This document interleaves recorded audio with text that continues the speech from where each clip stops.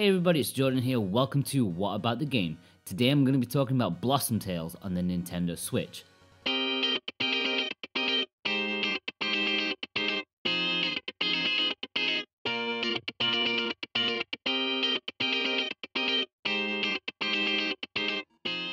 Let's just get it out of the way. Blossom Tales wears its heart on its sleeve. There's literally no other comparison to be made, as it's basically a copy of The Legend of Zelda: A Link to the Past, and maybe Link's Awakening. From the artwork to the gameplay, it's A Link to the Past through and through. And as one of my favourite games of all time, I was both hugely excited to play Blossom Tales and also a little wary. How can it possibly live up to a classic? If you're not going to make it good or better, why bother? Does it live up to it? Well, let's find out. Let's begin with the story, which is surprisingly of high focus. First off, it's just all a fairy tale. Your main character Lily is just that, a character in a story being told by a grandfather to his two small grandchildren. Rather than telling the same old story about an elf boy dressed in green again, they demand something different. At which point the old man dreams up a story making Lily, the protagonist, a brand new knight for the kingdom. Rather coincidentally, at almost that very moment, the king's jealous brother plans to take control, cursing the king and planning an invasion. Plucky little Lily wants to do her bit to thwart these plans, of course. The story is told rather curiously. You have the story maker and the two children talking over and saying what's happening in the story. Then you have dialogue from characters in the story talking too. It's actually really quite charming, especially early on when the story is starting to develop. You can lose track of this charm a little bit between cutscenes when you're left to your own devices, wandering around the world, and between story points, but if you're concentrating on the main objective, then you're never too far away. What I really liked was the idea of changing the story on the fly. Very early on, your grandfather honours Lily with the title of Dame, at which point the two children interject and demand her become a knight instead, at which point your grandfather corrects this. It's all played out visually too. I loved it. I just wish there could have been a lot more of this, as it could have made what is a nice safe story into something a bit more quirky and unique. It does happen occasionally through the story, especially when choosing what kind of enemy you want to face, but it would have been nice if it was more intrinsic to the story overall. If I was being a little on the picky side for the story, I would have preferred a more interesting protagonist. Lily, while a nice idea, is just kind of boring. She needed to be more badass or just more visually appealing. As she is, she's just a chunky purple dress walking around. There's nothing interesting about her. The gameplay is basically a top-down Zelda, literally A Link to the Past. Many would say it's a copy, I would call it an homage. Mainly because it is such a good love letter to what it aspires to be. Right from Lily's knighthood you have a sword and a shield.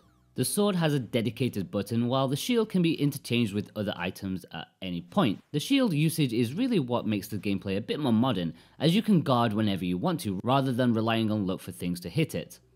Your sword has a nice arc to it that makes it easy to slash enemies, and of course the good old Zelda fashioned spin attack can be done if you hold down the attack button.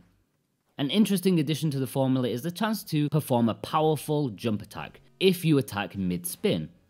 It's nice to have the option of something a little different, but I found that attack to be a little on the haphazard side, meaning I didn't use it all that much. Of course, as you battle your way through various areas and dungeons, you'll pick up items and equipment that will prove useful in your quest. You can equip up to 2 at a time, and the first item you get is the bomb. It can damage enemies as well as destroy walls with cracks in them and boulders. There aren't too many items to pick up, but you'll be getting the essentials: bow, boomerang, and plenty of magic attacks. Many of them are optional too. What I do approve of is the amount of times you can use them is only dedicated by the stamina meter. You don't have to pick up individual bombs or arrows to use, you'll always have them available if you let your stamina fill back up over a short period of time. You begin with just 3 hearts of health and limited stamina, but of course these will be upgraded in time. You can either collect full hearts by completing a dungeon, or find quarter pieces hidden around the world, which can collectively make a full extra heart. The same can be said of the stamina meter, although they do seem slightly more rare. Get 4 stamina crystals and your stamina bar will increase just a little. I advise exploring and saving up all your picked up cash, as just plowing through the story will let you pick up very few. You do need to go out of your way to get them. There aren't a huge amount of dungeons in Blossom Tales, which is of course unfortunate, but on the other hand, each dungeon that is in the game is pretty large, full to the brim with monsters, treasures, and plenty of puzzles. I didn't find the puzzles to be too difficult since they mostly consisted of block pushing, switch hitting, and pathfinding, but I really did enjoy the few that are here. They each have their own theme, whether it be fire, ice, or woodland. They're all very unique and very enjoyable. The world map is pretty large too, easily comparable to its inspiration, maybe even bigger. What I really like is the effort that's gone into making it seem like a Zelda game would. There are tons of little secrets to find, side quests to do. It's a large world that's filled out and you can spend a decent amount of time finding all the hidden scrolls, extra heart pieces, stamina pieces, and lots of other things. It's a packed game that's well thought out. Coupling the lengthy dungeons and large open world, you have yourself a nice amount of content for the price. Spending time equally between exploring the world and battling away in dungeons, you'll have a game that's not quite the length of the full-scale adventure, but it's pretty close. After plenty of exploring, my game time came to 8.5 hours, and I'm sure if I wanted to continue my completed file to map up the rest of the collectibles, I could add another couple of hours to it. Blossom Tales can present a little bit of a challenge. I suspect some may struggle with some of the more hectic battles, but personally, even though I did find myself in a few tight situations, I never lost all of my hearts. I never fell in battle.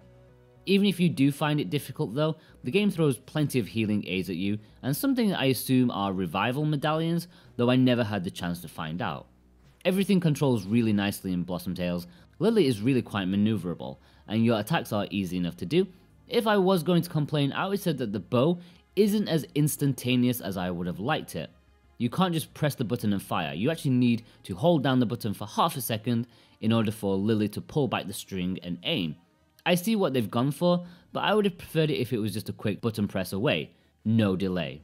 Graphically it looks absolutely wonderful. I'm not sure how I would classify the graphics since they actually seem to be a bit less than 16-bit style, more of a cross between 8 and 16. Sprites are not the most complicated, everything has a simple, chunky look to it, which is rather nice. My favourite are the environments inside buildings, which have a nice art style and artwork to them. The walls have the classic A Link to the Past look to them, the exaggerated looming really sticks out. When you have a retro-inspired Zelda game, the music must be up to scratch, and thankfully it is fairly decent. Nowhere near the classics of the time, but it does a decent job of imitating the feeling of a 16-bit adventure. I think the biggest downfall to the soundtrack is that some of the songs seem to be a bit on the simple side and can be a tad repetitive. It's not really negative though, since it's fine enough. I did notice that some of the tracks were dangerously close to famous tunes from the Zelda series. The Golem's Haven is, for example, suspiciously close to Zelda's Lullaby.